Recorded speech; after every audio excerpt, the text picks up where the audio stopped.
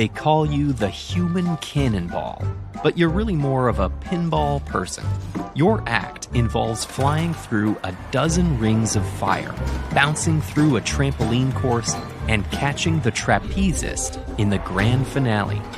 Your cannon has metal coils that accelerate you to the perfect speed. At least it's supposed to. Today's pre-flight test fails dramatically, and upon inspection, this is a clear act of sabotage.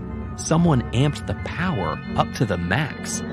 It's too late to abort the launch. The trapezist will plummet if you don't catch him in a few minutes, so you'd better get fixing. The cannon was invented by your eccentric mentor, and as usual, his instructions leave something to be desired.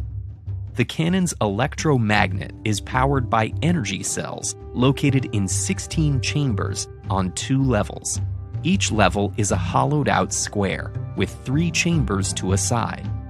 The acceleration is survivable if there are twice as many energy cells in the upper level as in the lower level. Every chamber has 1 to 3 energy cells, and each side of the cannon made of 6 chambers has 11 energy cells. Your mentor designed the cannon to use a certain number of energy cells, but when the shipment arrived, it was 3 short. So he made all of those conditions work with this reduced number, and it fired perfectly. That's the amount you'll need. Too many or too few, and you and the trapezist are doomed. How many energy cells should you use, and where?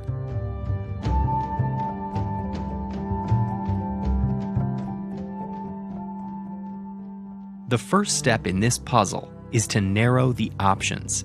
Let's focus on Rule 3 in isolation. We could put 11 cells in these 2 corners and fulfill it with just 22 total cells, because adjacent sides share corners. But if we put 11 in the middle chambers, we could have 44 cells. The answer must be in the range bounded by those extremes. We can use the other rules to refine our options further. Since there are twice as many cells in the upper level, the total cells must be a multiple of 3. Now, because of Rule 4, we need to find 2 consecutive multiples of 3 that can meet all the conditions. Up to this point, we haven't used the rule that each chamber must have 1 to 3 cells. It tells us that the minimum for the lower level is 8 cells, in which case, by Rule 1, the upper level would have 16. On every side, the lower level would account for 3 of the 11 cells, so the upper would have to have 8.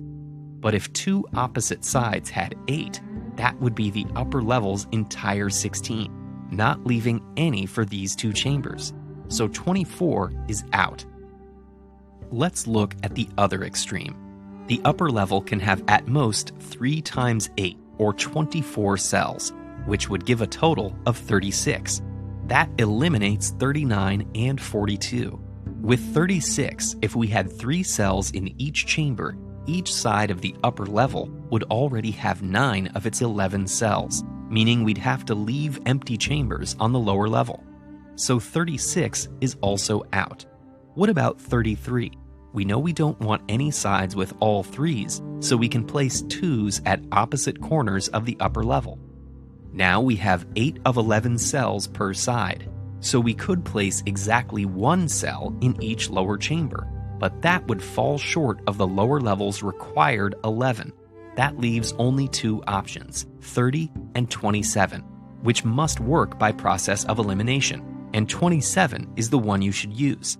To total 9, the lower level must have 7 1s and 1 2. If you put the 2 in a middle chamber, the upper level would have too many cells.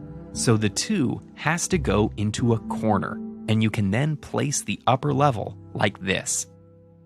You've barely snapped the last energy cell into place when you hear the ringleader announcing your act. You're pretty sure you've also noticed enough clues to solve the mystery. Who sabotaged you?